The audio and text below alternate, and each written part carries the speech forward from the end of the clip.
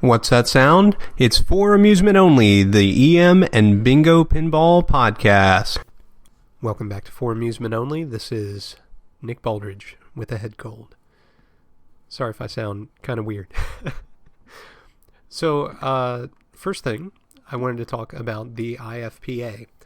That's the International Flipper Pinball Association, and for those of my listeners who may be more in tune with the flipperless variety of pinball, that organization is run by Josh and Zach Sharpe, sons to Roger Sharpe, who made the famous called shot in the court case in New York and legalized pinball. Well, recently they posted something on their Facebook page which I found very interesting. From May the 12th, a letter from Dinsmore, Scholl, Coates, and Dupree, a law firm in Cincinnati, to Roger Sharpe regarding his testimony in a courtroom there. The letter states, "Frankly, it's the first time in an American courtroom that the fascinating history of the amusement pinball novelty device has been laid out so eloquently and so colorfully." And I asked for more details or a copy of the transcript, and they posted an update from one of the partners at the law firm. This was not the transcript, however, it was one of the people who was directly involved with this case. The response was, "I did the courtroom work. Sharpe was one of our experts in the case where we legalized free play pinball machines in Ohio. The state took the position that if you could win a free game by getting a certain score, then the machine was a gambling device because it involved a game of chance. Our position was that it took skill to get the points, so there was no chance involved. What the state knew but couldn't prove was that people would bet on these games in bars, so the Department of Liquor Control was hot to shut them down. We represented the Amusement Devices Association and a couple of the big distributors, which the state also viewed as a mob front. Sharpe had written a history of the pinball machine, which was published in a very fancy coffee table edition with great photography. I no longer have a copy. We had another expert, a machine designer from Bally Manufacturing, who in practice could win free games every time. In court he almost blew it because the first ball went right in the gutter. He was shrewd enough to continue his testimony, taking the glass off the machine and showing by hand how to use all the angles to score. We left the courtroom that day with the judge, still in his robes, standing and playing the machine. That was when we figured we would win." He remarks, "That's when litigation was fun." I find that kind of history fascinating, and especially these kind of individual court cases that rule in various localities. So take a moment and check out the IFPA, the International Flipper Pinball Association's Facebook page, where they post a copy of the letter from the law firm, which I just pulled a paragraph from, and that update from one of the partners at the law firm. And thank you to the IFPA for publishing that info. Very cool. So, multi-bingo update. Still working, of course. And I have finished another 3 games. I finished United's ABC and Bolero. ABC and Bolero are the only 2 games that used a roulette-style playfield. These are games that you plunge the ball and it orbits around a bowl. At the bottom of the bowl, arranged in a circular pattern, are 25 holes, and in the center of this circle is a pop bumper. If you manage to lose enough momentum, or just be going fast enough that you jump over the holes and ram into the pop bumper skirt, the ball will rocket into one of the holes. Now, the way the shooter lane is arranged, when you plunge, it orbits around the top of the machine and then back down to start descending into the bowl on the side. What this means is that I think you have a fighting chance of figuring out a way to make your number. The big random element in this playfield is the pop bumper. But you can certainly push the machine around until you manage to keep the ball in play. It's kind of like the circular bowl elements of the ramps in Creature from the Black Lagoon or Mustang. Those modern pinball machines, there's a tiny element that is kind of similar, where you want to keep the ball in play long enough to land in the target hole. And I'm really fascinated to try and play one of these. Now, I mentioned the code is done, the graphics are done, so how come I haven't played one? Well, the problem is I don't have a playfield for that. That takes a specialized playfield. It was only made for those 2 games, one of which is incredibly rare. The other one they made a bajillion of, as I've been told. So I've been patiently watching and waiting. I did miss out on a free one, but it was a complete machine, and that's another issue that I have. Unless there's something terribly wrong with the machine, I wouldn't want to rip a playfield out of it just to use in my game. So I'll keep watching and see if a playfield turns up one day at a show, where I may even end up building my own or have one built for me. The roulette tub itself is made out of metal. Underneath, there is a metal shutter, which is motor driven, and this motor pulls the holes aside or pushes them closed. It's actually a lot simpler now that I've seen photos of the underside. They're on IPDB. Than I imagined it would be. So, that's pretty exciting. That's 2 more off the list. So now I'm down to 28. Well, last night I started working on the remaining 2 plain 25-hole games that I have left. One of which is United's 3-4-5. So after ABC and Bolero, they switched over to the Bally-style 25-hole playfield with their own little flair, including 1 1/16 inch balls instead of 1 1/8. And the arrangement of posts and rubbers is slightly different on those.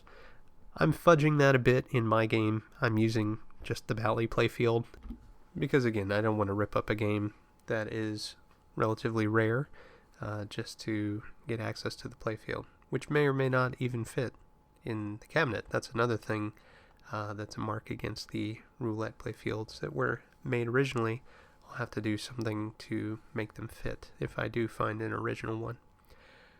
So, what I'm working on right now is the bingo that was just unearthed in January, United Serenade. That's the bingo that was found out of the blue. Somebody messaged on the Tilt forums about a bingo game and what it might be worth, and any other information about it. And it turned out that it was a game nobody had ever heard of. Something that doesn't happen all that often. So the photos are on the IPDB, and through those I am implementing that within the multi, and that work is proceeding along right now. In other news, I received the last mechanical units that I think I need for Robo Frenzy, and I'm going to start whipping together an actual game here at some point in the not as distant future. I believe I have all the parts that I need in order to do the wiring. I just need to build a cab to hold them. So that's coming up at some point once I've had enough bingoing for the moment. And speaking of that, I know that a lot of people experience kind of the waxing and waning of the hobby, and I'd reached a point not too long ago, maybe a couple weeks ago, where I started looking around and wanting to have space, and wanted some space to work. I was tired of crawling under games in order to fix them, all that kind of stuff.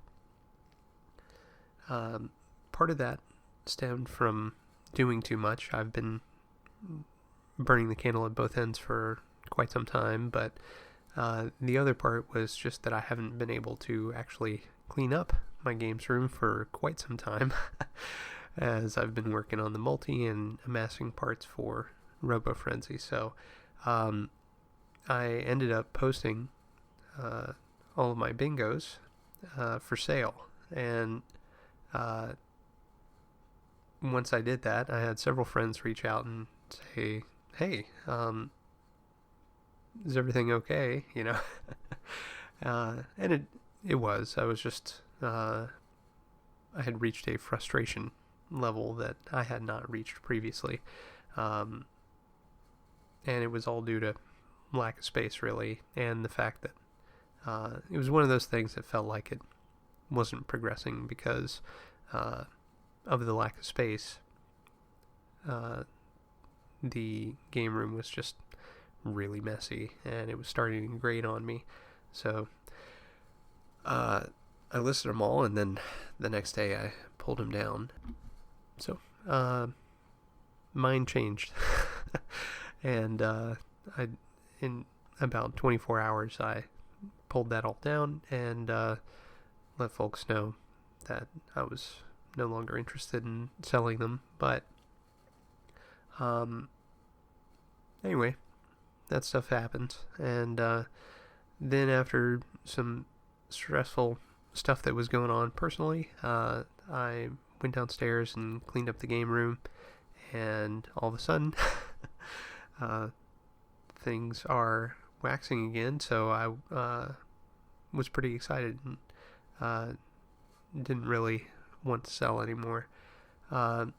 So that's kind of what's been going on with me. I've been really ludicrously busy. I've been helping people, and that always feels good. So feel free to reach out if you need help getting your game going, be it bingo or EM, and we'll see what we can do. Today's featured game is the 1960 Keeney 11 Bells. 11 Bells is interesting because it's one of the games that was made in the early 60s that are one balls.